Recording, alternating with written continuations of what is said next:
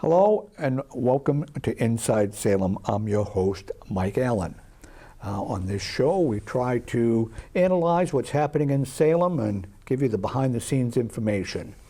And for that end, we've assembled a panel of people in the know. We have Teasie Riley-Goggin, political analyst. Nice being here, Mike. Thank you. Domingo Dominguez, former councilor at large. Glad to be here. Thanks, Mike. And Tom Furey, former school committee member, former councilor at large, and current planning board member. Thank you. Welcome all. A bunch of the topics we'll be talking about will be the new high school, who's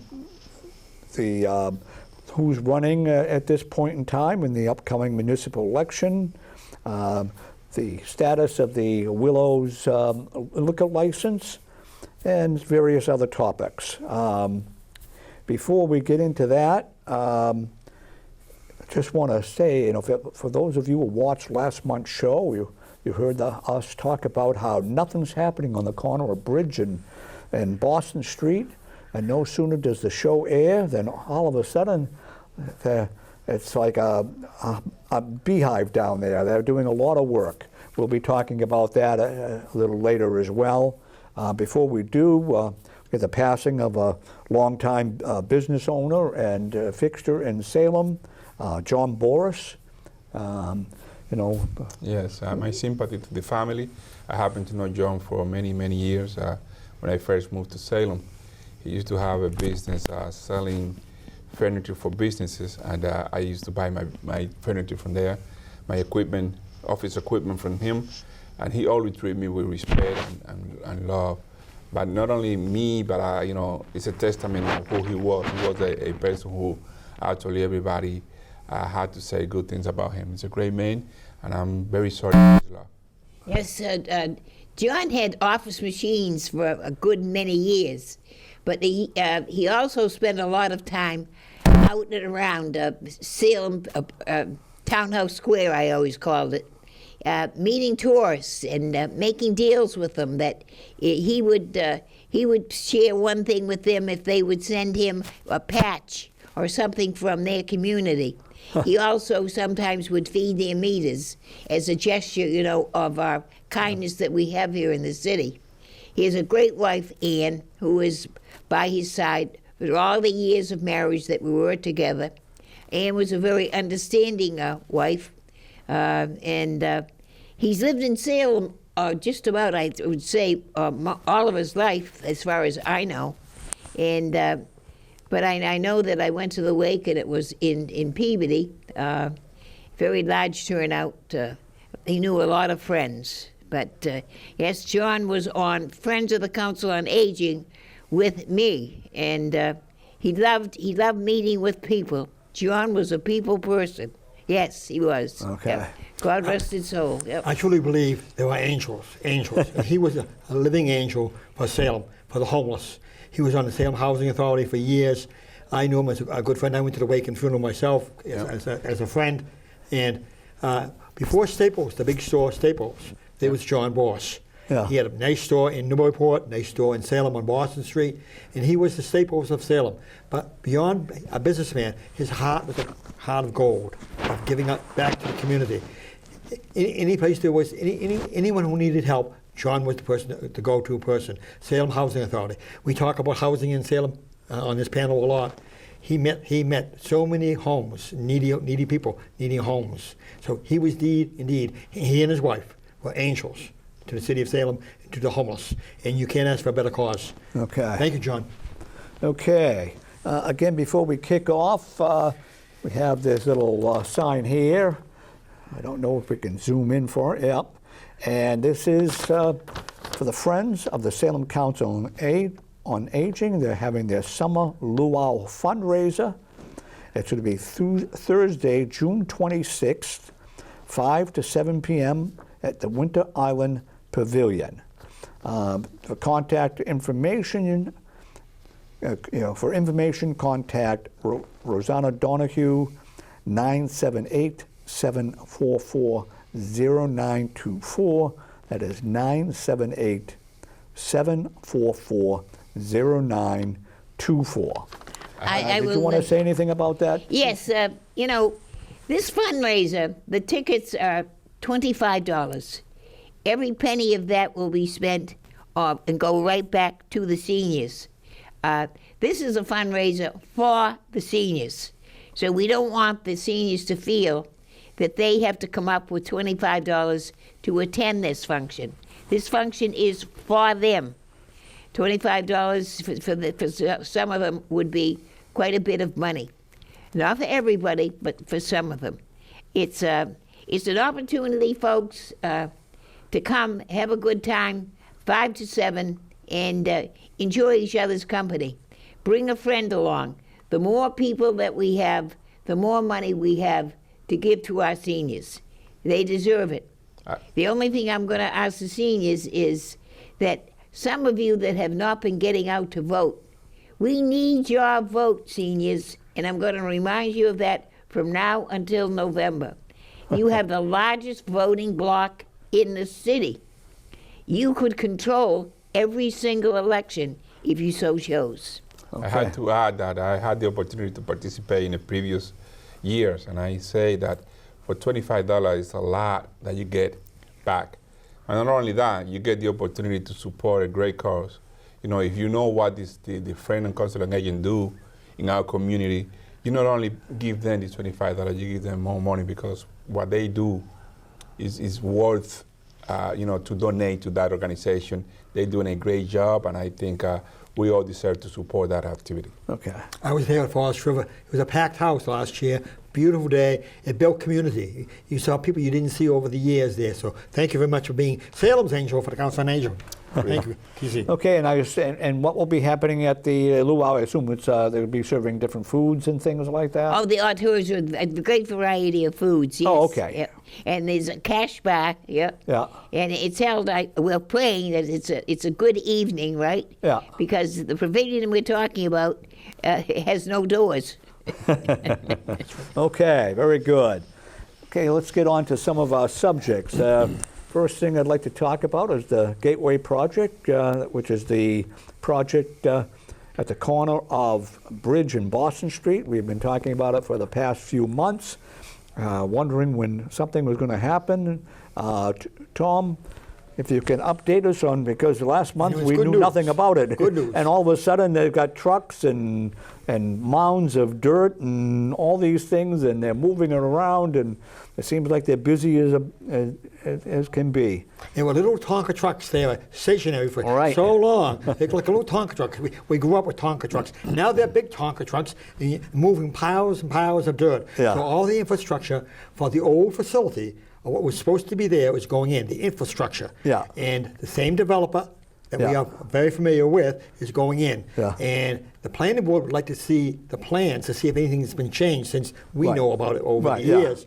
That development's been an eyesore for the city of Salem. It's called the Gateway on the corner of Boston and Bridge Street. It's not a gateway to nothing.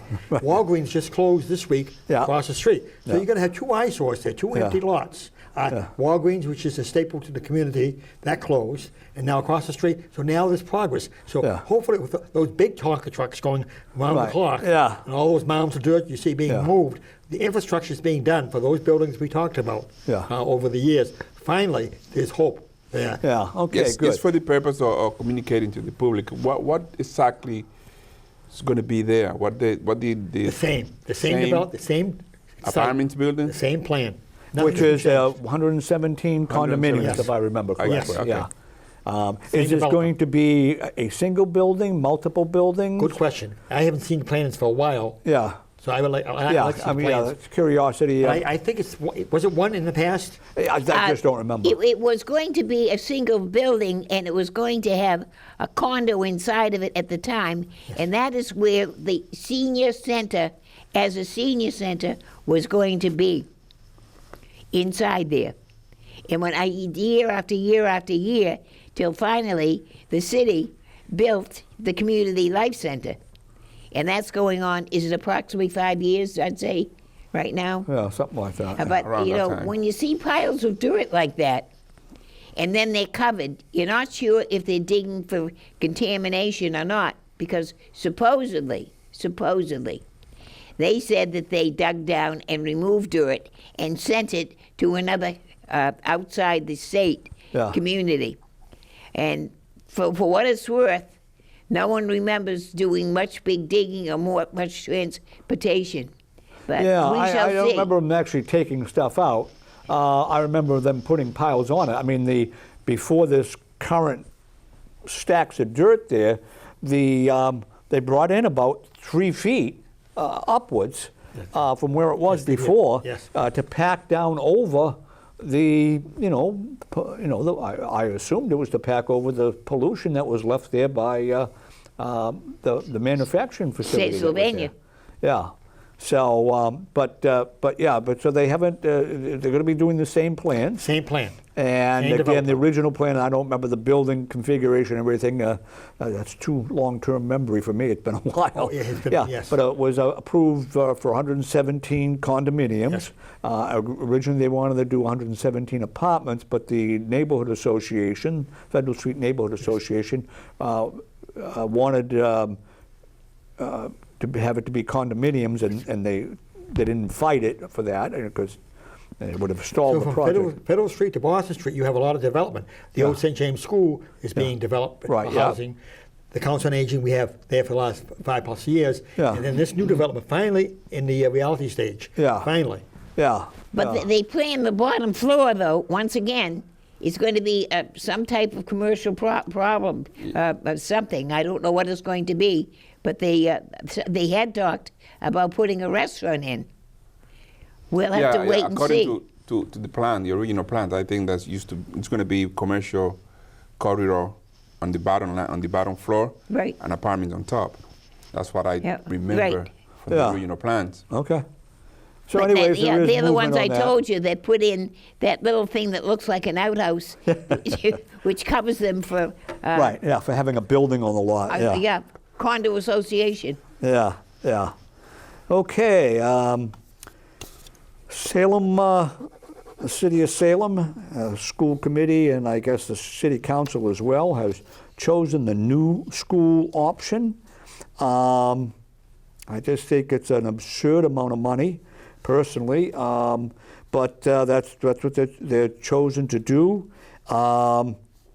It's theoretically supposed to be the quickest option, and with the least amount of downtime. And the only drawback is there will be a period of time where the automotive school will be, out of commission. That will be the one drawback to this configuration.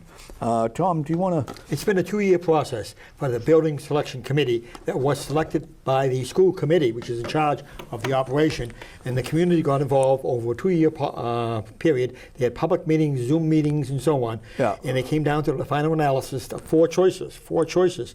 And in the process, they were hoping for a combined middle school, Yeah. high school campus there, closing the Collins Middle School, making a one campus high school, middle school. They decided that was way too expensive to do. Okay. So they dropped the middle school entirely from the future. And the Collins Middle School will remain the Collins Middle School. Yeah. The Salt and Salt 6th grade, 7th grade, and 8th grade will go to the Collins School in September. So it'll be a bigger- starting this September, there is only going to be one school in one building that will house 6th, 7th, and 8th grade students. Correct. Is that correct? Okay. And I truly believe in that. I don't Yeah, think. yeah. So that's going to be a positive to keep the Collins Middle School, solid, well-built building. Yeah. Collins Middle School. We went to school there. We Right, graduated yeah, there. I mean, the building's Many memories. Many memories. it's 3 times the age of the Salem High School, which they're tearing down.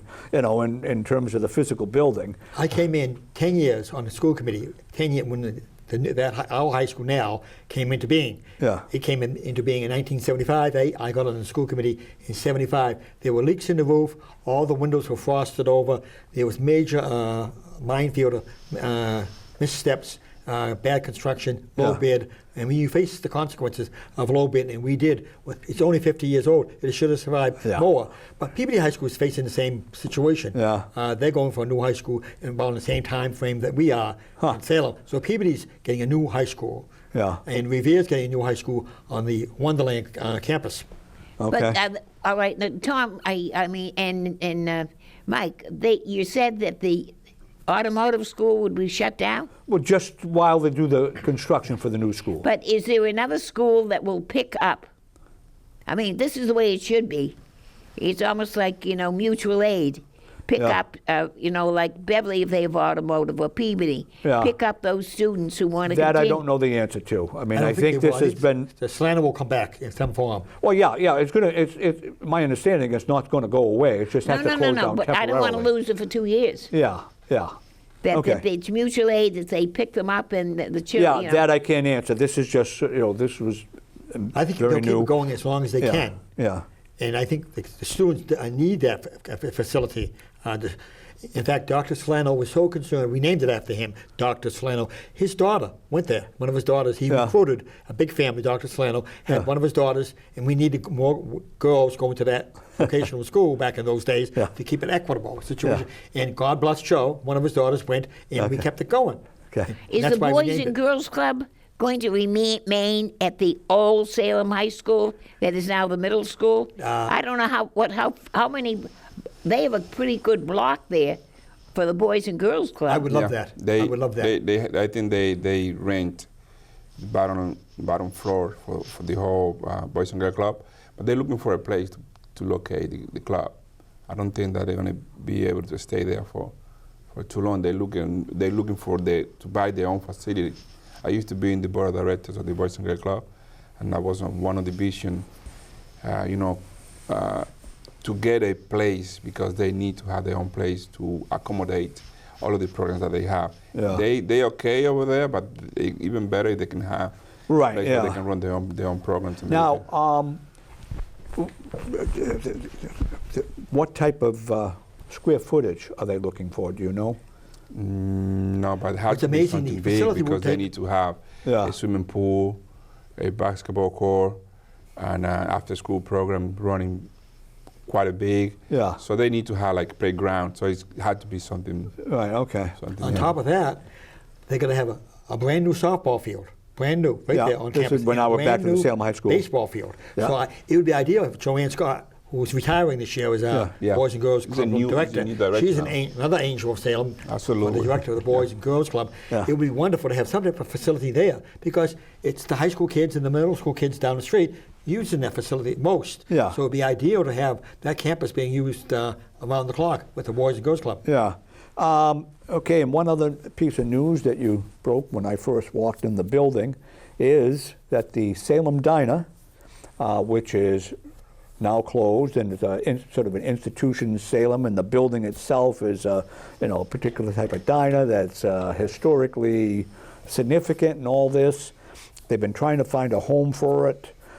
Just prior to the pandemic, someone had talked about taking it and putting it on the rooftop of one of the a 4-story building downtown and having a rooftop dining area. And that, because of the pandemic, that fell through. I'm not sure if it fell through just for that reason, but it fell through during that time. And now the word is that it's going to be incorporated into the new Salem High School for their culinary arts program. My son was in the culinary. One of my sons was in the culinary arts program, and he would love to be there. Yeah. It's a direct, hands-on approach to Yeah. culinary arts to have Yeah. students use that old diner. Johnny Pesky, if we have memories of the Red Sox, had a spot there. Johnny Pesky had some plaque there and a seat there. In his memory, I met him many times there, eating there. I lived in the ward for many years. He was a great diner at the old diner, and that'd be a great addition to this complex for all generations. Yeah. Does anyone know? I don't. But you're talking about a softball field, this, or that, moving the Salem Diner to the present up there at the high school, taking up land up there for that. How much land do they have surrounding that goes to Salem High School? Don't know the answer to that. With the tennis court, there'll be 4 tennis courts there, so brand new tennis courts, brand new softball field, brand new baseball field, and a brand new high school. But the high school will not be as big as the campus that we know, Salem High School. Salem High School, as we all know, was built for 2,000 plus students. There's only 1,000 students there at Salem High School yeah. now, 1,000. So that's going to be a I smaller know, campus. I'm pretty sure smaller it's a footprint. plenty Also, space. and they're going to go up. Yeah. Instead of being like this is a 2-story building. Yes. Yeah, it's going to be a 4-story building. Yes. So it's going to take a lot smaller footprint, which is part of the reason why they can do this without closing down the high school now because it's going to be in effect take up 1/4 the space of the current high school, more or less. Are they going to leave? When I say old, I find it hard to say old because it was 76 when they built. Right, yeah, when they opened it, yeah. The high school that they're calling old, Right. compared to this real old Salem High School. Middle school, which was that's built in the 150 some odd 1800s. years. Yeah. Yeah. I had to say that moving the Salem Diner to Salem High School is a good move, in my own opinion. Just the fact that it's a lot of history in that Salem Diner make Salem a unique place to teach the new generation about the history of that place.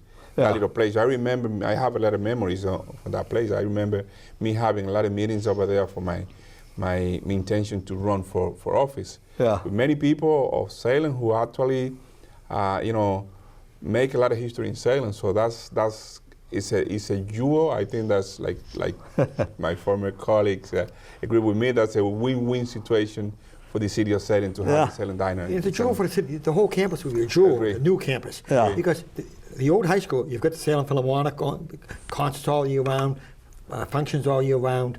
I had my retirement party there at the Salem High School, function after function, all year round. So this new high school will be right in the geographical center of Salem. Will be a voting center too for Great. that ward Yeah. area too. But didn't they talk about turning that school that was built in '76 and spent just recently, not that far back, over $1.5 million with new things that they fixed?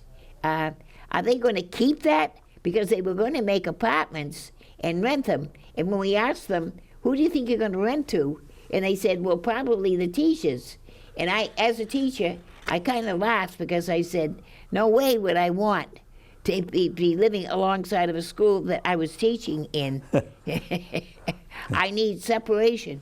Yeah. But the Hollis Van School will remain there. The Hollis Van School campus will remain there. So it'll be an interesting campus. The Hollis Van School, Salem High School, Solano Vocational School. It's going to be an interesting campus with the Salem Diner. Yeah. I think that's a good idea. I mean, I liked it when I was on the school committee back 20 years ago. I did like the fact that we had the Black Cat. Was it called the Black Cat? Cafe. Cafe. Wasn't all that thrilled about the way that it was run at the time, but I liked the concept of it. To me, I just thought that they prepared sandwiches. I mean, to me that wasn't teaching anyone anything. No. Regular diner food to me would make much more sense. But just making sliced sandwiches was just that's just not. I didn't think that was a learning experience. Yeah. The whole thing is, and we've all talked about the idea that a great thing that they incorporated was the free lunch program, so that every child was assured of a breakfast and a lunch. And children that were in an after-school program, they got more food. But right now, as of this morning, the announcement, and it's in Washington right now, I mean, the idea that they want to take the free lunch program away from our students. Okay. According to the present administration. Okay. And that to me, as a teacher, I say I think that's wrong. Is that being funded by the federal government or state government? Federal. Federal. That was my best meal today, going to public schools, having that meal in the lunch. Now they have a breakfast program. So for many, it's a needy situation. And the Black Cat Cafe reinvented itself over the last couple of years. They had seniors coming up to have senior lunches at the Black Cat Cafe. Okay. Yeah, as I say, I mean, my knowledge of it was back from 20 years ago, so I didn't. And they'll reinvent themselves. And I know that there was all new staff and everything since I was there. So, okay, next topic: the Salem Willows, the business that was looking for a liquor license and revamping the Salem Arcade down there. I was wrong, Mike. It's not the arcade. Oh, it's not. It's up closer. It's where the Chinese restaurant used to be. Yes. Okay. I was wrong. I'm taking that back. Okay. It's up behind. So in any event, the liquor license was turned down. my understanding. Yes. Yeah. The licensing board did turn that down, and so we could. There was it was like a 5-to-1 petition in terms of people being opposed to it as opposed to in favor of it. It's good to hear that the neighbors. And I think that was a good thing to have that decision. I commend City Council and whoever have made the decision to allow that to happen. We need to make sure that we balance what we do in city in terms of family-oriented neighborhood that welcoming many of our children. We need to make sure to protect that. That's what makes Salem a unique place. So there's place for liquor license, and there's place for family-oriented people to be at. So that decision, I think, that was very well, made, and I commend those who made that decision. But the city council didn't do much to help. In fact, Ward 5 councilor is the one that opened the door on the B1 being changed to opening it up so that they went back to look at the place where they wanted to put in like a nightclub. Not even a restaurant, a nightclub. I think that's wrong, Yeah. Okay. in my own opinion. Okay, that's a good segue because the Ward 5 City Councilor has announced he is not running for re-election. That's right. And in my hand, I have a list of the current people, compliments of Tom Furey. He picked this up for me. Since there is still 2 months more to take out papers and take out and return papers to get on the ballot, I'm not going to read all the different names, but a couple of things that that we do know. We're going to have a new councilor in Ward 2. We're going to have a new councilor in Ward 4 in effect, because the Ward 4 city councilor is running for councilor at large, and former Ward 4 councilor Tim Flynn is running again. So we could have a retro city council, but it will be new from what's on there now. Ward 5, as I said, we're going to have a new councilor there. And Ward 6, we're going to have a new councilor there because the current Ward 6 councilor is going to be running for school committee. So we're going to have at least 4 new city councilors. 5. And Ward 3, no. We're going to have 5 because it's the only ones that are running again, as far as we know to date. Well, that's what I'm saying. We don't know. So in other words, like the Ward 3 city councilor is not on here. She might be or may not be running for re-election. I don't know. It was 1 and 7. They were the only ones that said that they were running. Okay. But the thing is this, we do not know if the Ward 3 councilor will get back into the race. She has 2 months. Ward 3 councilor has announced. Oh, she has announced she's not running. Not running. Yeah. According to Patty Musilla has announced she's not running for re-election. That's what she said. That's Okay, what so then we will have 5 It's then. official today, yeah. Okay, yeah. Yeah, well, I know that she's not running as of yet, but she still had 2 months to get in Yes, the race. could, Yeah. could. So anyways, at this point in time, it looks like we will have 5 new city councils, which is a tremendous amount of turnover, similar to when I first ran for city council back in 1999. We had 5 new city councils elected at that time. So, and again, it could even be more. So, I think it's a positive thing to say that, people who feel that they had the capacity to serve, this is a great opportunity to put the name on the ballot. We all 4 did it before, and I know how grateful and gratitude we feel to have that experience on the city that we love. So we see so many good candidates, and we encourage anyone that feel like to put the name in the ballot. And I think that's why we have to say that we live in one of the better places in the earth, the United States of America, that give you the opportunity to be elected and to elect. So this is the opportunity for you to, if you wanted to contribute to your city, to put your name in the ballot and let the people decide. But I think you're not going to regret. I think we all can say the same thing, that we feel very fortunate to be one elected or not elected, or be part of the democracy here in the city of Salem. yeah. I think, Mike, you have said, I believe you have always said, there's anyone that runs for councilor, whether it be councilor at large or a ward councilor, there's no losers. There's only winners. Anyone who takes out papers and goes through the process to become, part of our city government is a winner in our book. Okay. The only thing I wish that the councilors would realize is that that seat is not theirs. It's leased to them for a 2-year period, Yeah. only 2 years, that it belongs to the voters. Yeah. They're the people you're supposed to be representing, not the city administration, Right. the voters. Yeah. Okay. I was at Mayor Pangello's re-election fundraiser last Friday, and when Lieutenant Governor Kim Driscoll came to town to endorse him, and Manny Cruz, our state representative, was there to introduce her in campaign for her. And there was over 100 people there at the Salem Hotel on the mall, and all these candidates were there. And Yeah. everyone was mentioning how important that is to have more candidates to make the democracy better, local democracy. That's where the rubber hits the wheel. With everything happening on a national level, you mentioned the meals at Salem High School, meals in the Salem Public Schools. This is where the action takes place. We have to make sure people, voters, have their needs met, whether it's meals for schools. And this is the election process is the most important. We all enjoyed it. Yep. We all enjoyed the Yeah. process. Okay. Well, as they say, anyone who votes for this bill that's coming up to take the Medicaid and the lunches away from children, I won't vote for any one of them. Okay. And I know it's a different level of voting and so on and so forth, but you're hurting. You're taking from the rich and not even giving a smidgen back to the people that need it.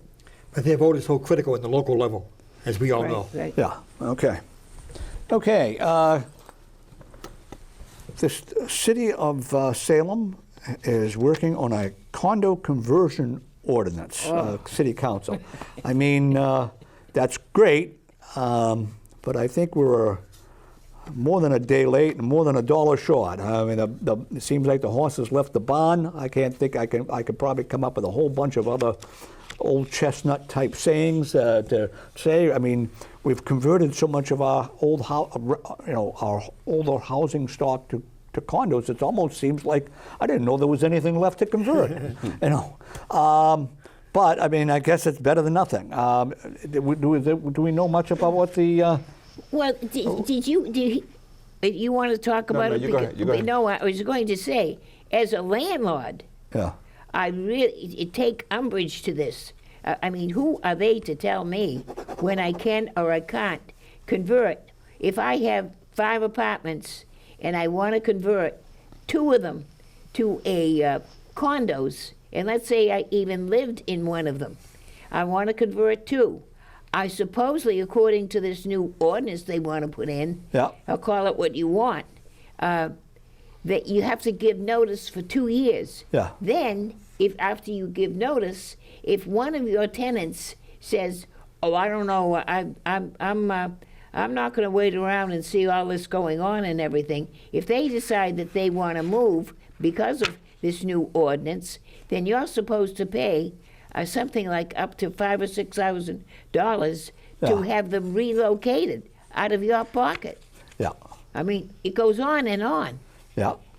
I only wanted just to say that, it is imperative that whatever ordinance that we have in regard to housing, which is lately, we're hearing about ADU now, the condo conversion. Excuse me one moment. ADU refers to something was passed recently that stands for accessory dwelling unit, more commonly referred to as in-law apartments. Correct. So my point is that we need to make sure that we really take a very deep look at what we're doing, because basically, if we continue to just continue to have ordinance in which we don't have nothing to benefit the most needed one in a very necessity that we have housing, we're creating a monster that at the end of the day nobody will support. And I think that's why we are revising now this ordinance, because it was made at one point but didn't really have the necessity in there to help the most needed one. Now it's went out of proportion. Now we need to kind of fix it, make sure that we have something that really works for the people that need it. And that's why we see so many complain about the housing issue here in Salem, because when we did it at the beginning, we didn't take into consideration that we was benefiting more the developers than the people that need it. So Yeah. if we don't have that in mind, whatever we do, Yeah. we're going to continue to have that issue at the end of the day. Yeah. Well, the other thing is, it's going to break right into religion. You know, love thy neighbor, Yep. because you're not going to have the neighborhoods that you've had before. Because neighborhoods, you know, had houses with families and everything right down the line. If we go and keep going with a condo the way they're going at the present time, Yeah. then it's going to be, you know, the reason many people buy in Salem is because it's close to Boston and they don't cost as much, although they sure do have a bidding war and they cost a lot.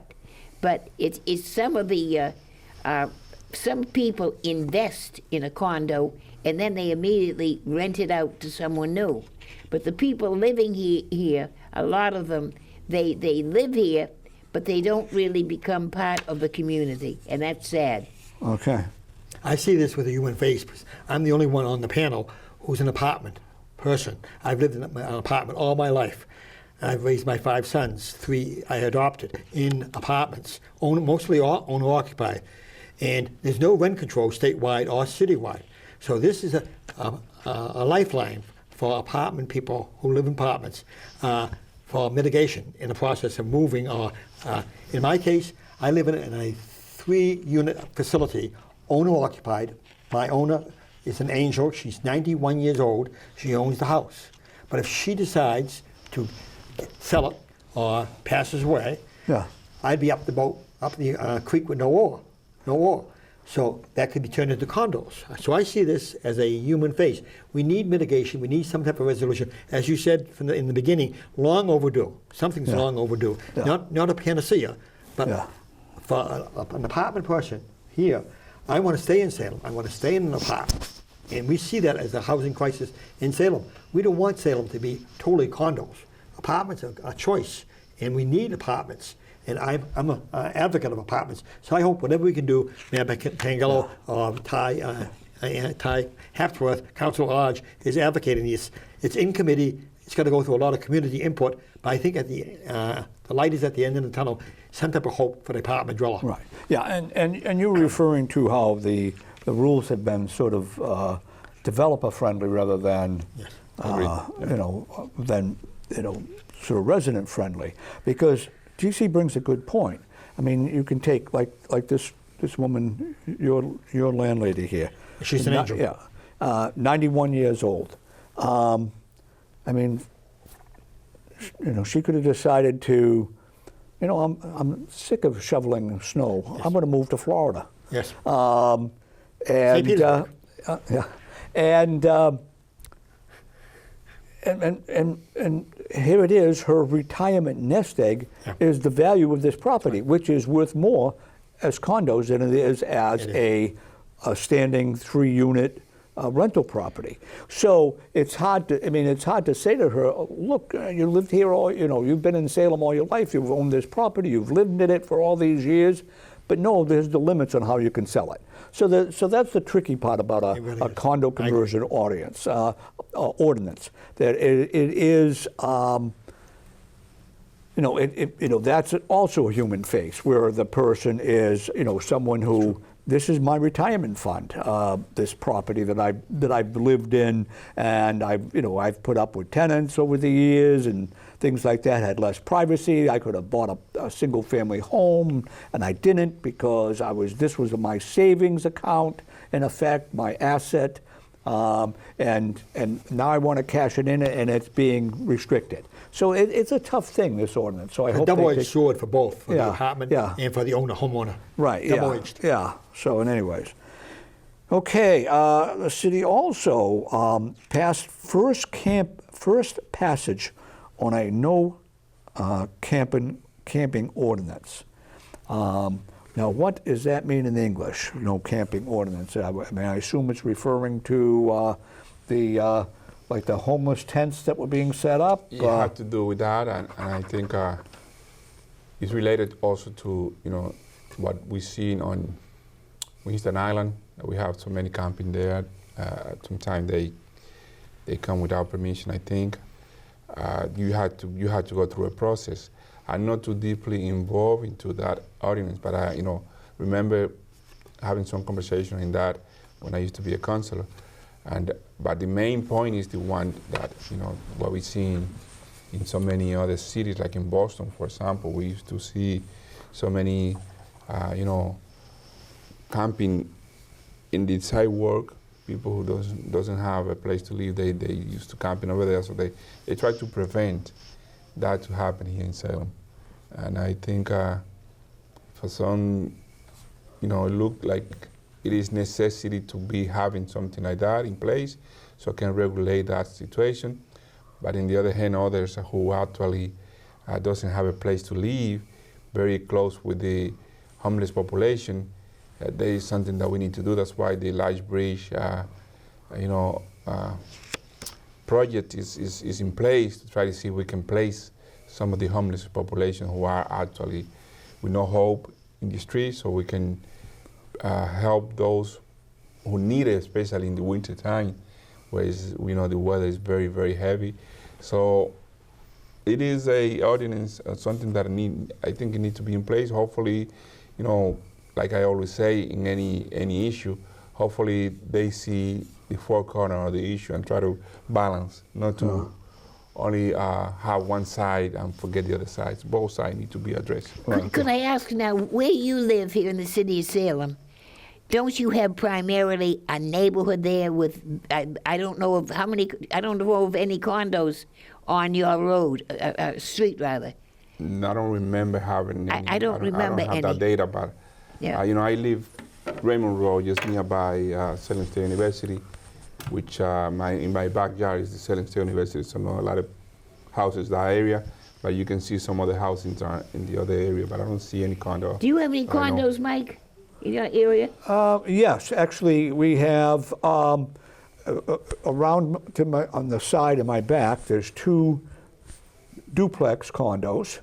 Oh, those that was with Steve Lovely, I think, maybe. No, that's further down the street. That's down the street? Yeah, Oh, okay. and then just down from me, there's a condo development that has 4 single-family units in it.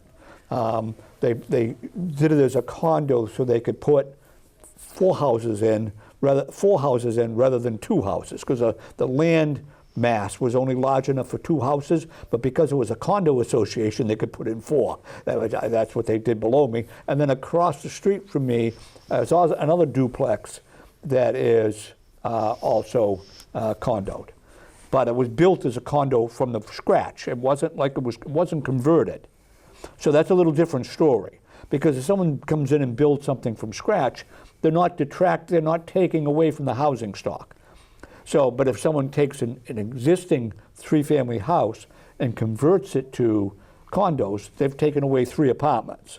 So in the case of the condos near me, they took away 0 apartments because they weren't apartments to begin with. They were new construction. I would hope, like Walgreens that closed this week, it was? Yeah, closed on Monday. I hope And they don't... just to revamp, this show is being taped on Wednesday, May 21st. So Monday, the Walgreens on Boston Street at the corner of Proctor Street closed permanently, theoretically noontime on Monday, the 19th of May. Now that was where the Salem fire started. They Right. have a plaque there, And there is a right? plaque there, yep. But I'm hoping that it stays commercial property and is not changed to housing.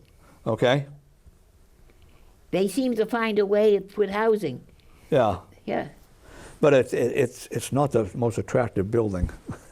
When they built that, they should have, much like they did with the public storage building, which is sort of kitty-cornered across from it in a way, where they redesigned their corporate building to fit into what the neighborhood wanted, so they wouldn't have to fight the neighborhood. And there seems like something should have done with that Walgreens as well. Well, it's all water under the bridge. But at the time, more effort should have been taken to change the design of the building that they built, rather than the fight to stop it when there was no way they were going to be able to stop it from being built. They fought the wrong battle. The Ward 4 group at that time fought a battle to stop it from being built at all. Instead, they should have fought a battle for a different design of the building, because they probably could have got that done, because Walgreens spent an extra year or so fighting off the neighborhood group, where they could have been open and making money. So with a different design building, because the building is not particularly, I don't think it's a particularly attractive building. How many years the building? How many years? I think at least 25, I would think. Easily. Yeah. Yeah.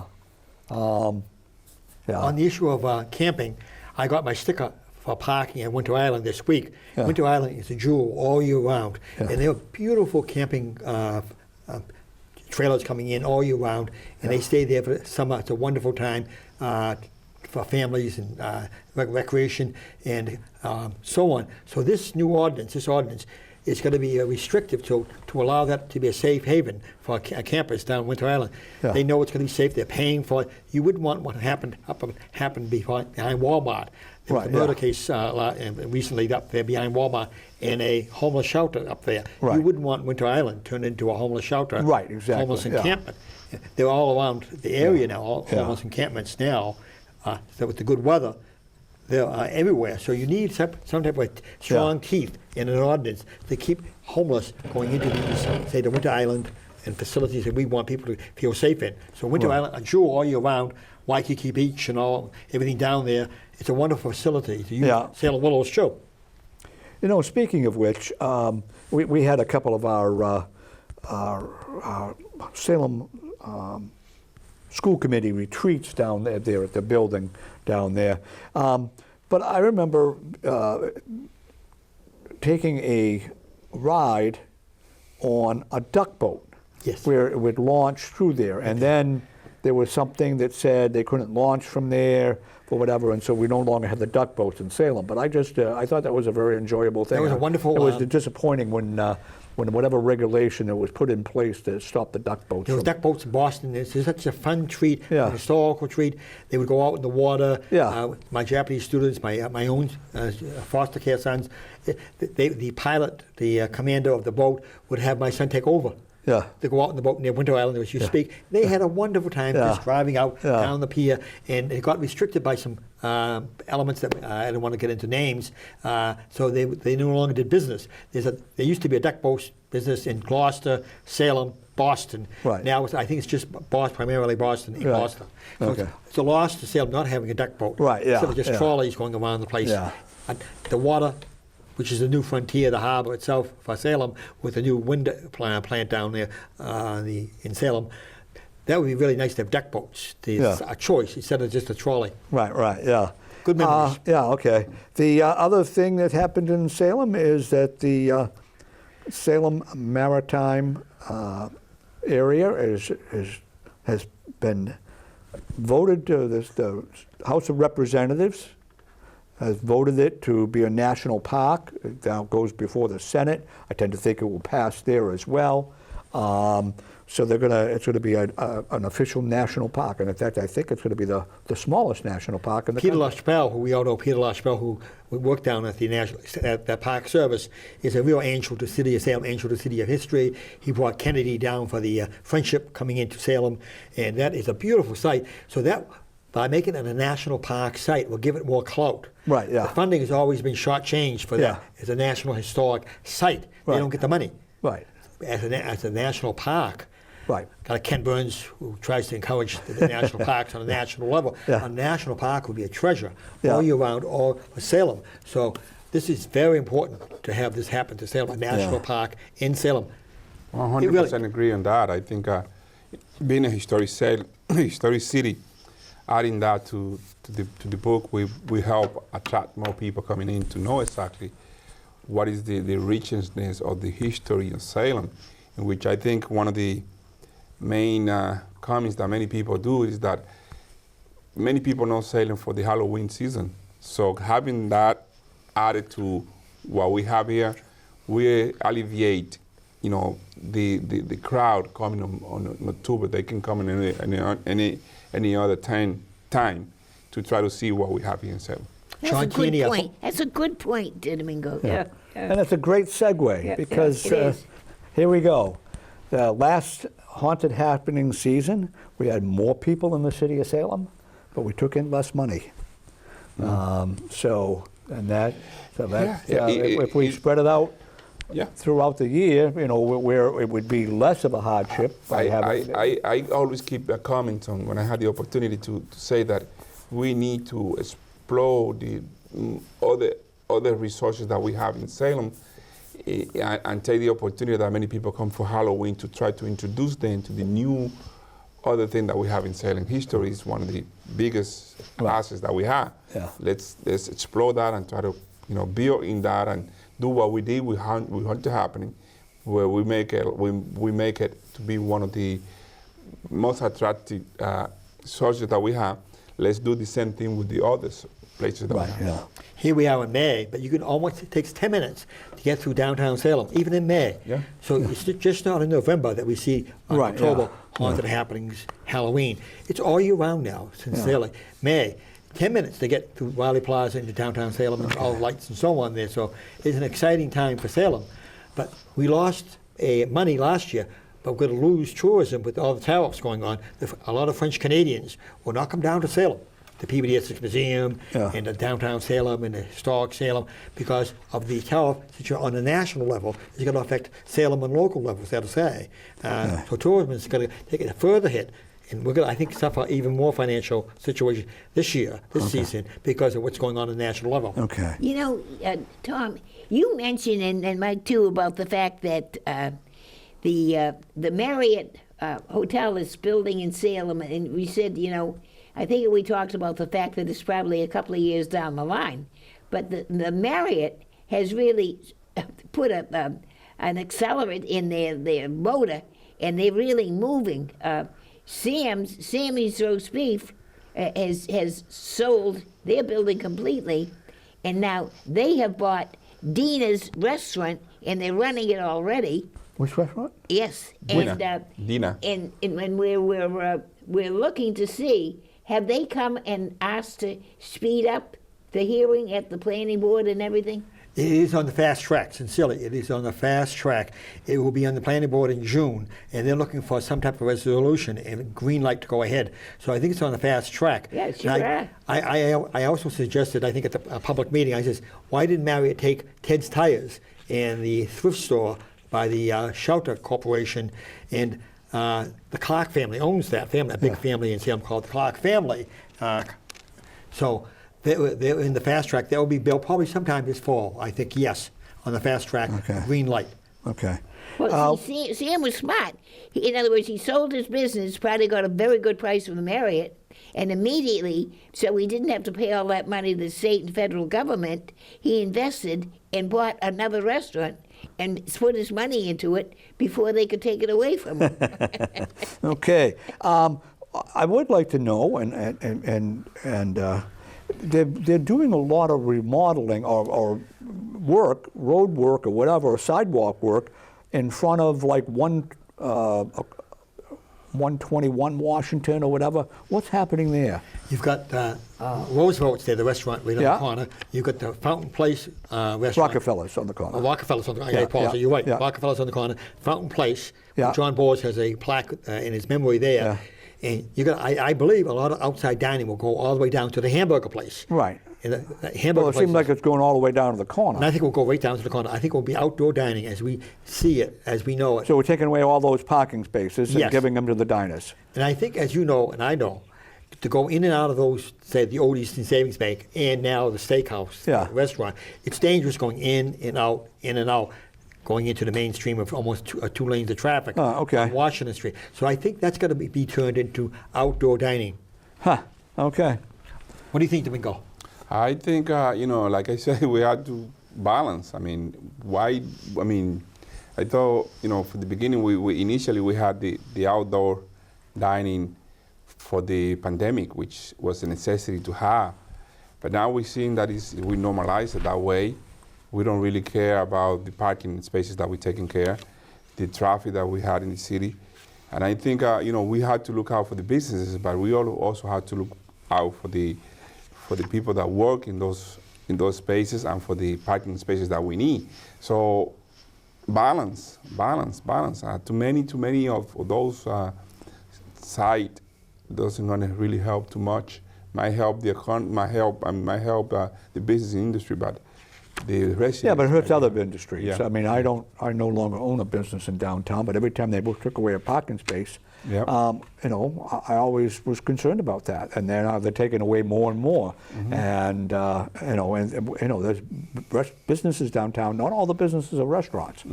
And Good point. when Ledger moved in there, and when the burger spot moved in there, they didn't have outdoor dining. No. Yeah.